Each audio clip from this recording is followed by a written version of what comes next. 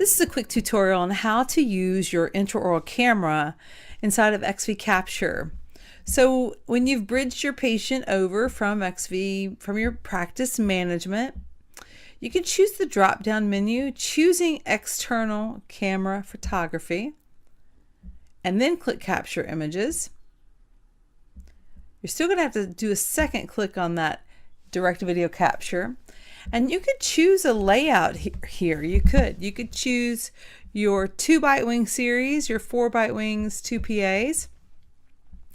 And when you're ready to start taking images with your intraoral camera, click on Start Progression Capture. Your camera fires up, and we'll just use my computer keyboard to show you that. So when I finish taking my images, I've got this scroll bar here that will allow me to view those.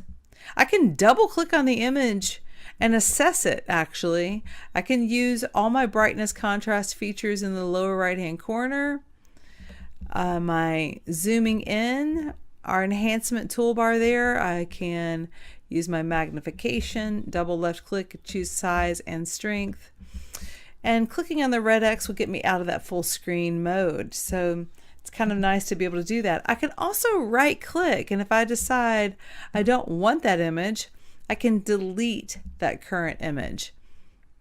If you delete that image, so again, double clicking on the image to look at it more closely, assess it, the red X on the projector will get you back here.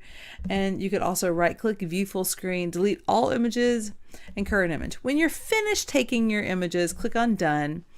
And the images populate at the bottom of the screen, and your camera may fire up again like, hey, do you want to take some more? So you will need to drag and drop these images into the layout. I deleted that one image, so you can also, if you've rearrange them once you get them here, if you need to modify them and flip. But when you're finished, let's click on done. And because I deleted that one, it's got that blank tile. So I do need to save these. I would want to save these by the save and go back, but if I decided I needed to take more images, the same way with your sensors, you can capture additional images into this series with your camera, your intraoral camera, and you can just finish taking or take an image of another tooth, say done, and that image will populate. You can continue to use the capture additional images into the series or the new study series the same way we do with the camera. And then I'm going to save and go back, forwarding these images to the cloud, waiting for that to finish. It's saying please wait for the transfer. The bottom of my screen's got a progress bar. So I'll be able to find these images on XVWeb now, and XVCapture going into the view and query for images, which always refreshes your system and brings you your latest data.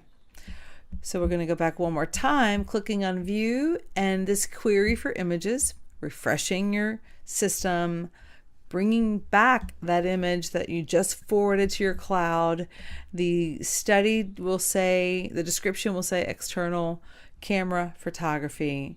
And now you can click on View Study, talk to your patient about it, and trust that everyone else in the practice has access to that image.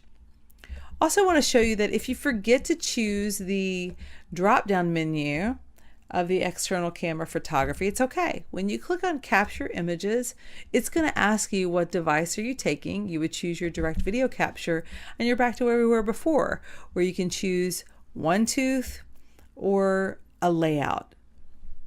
Quick tutorial on how to use your intraoral camera in XVCapture.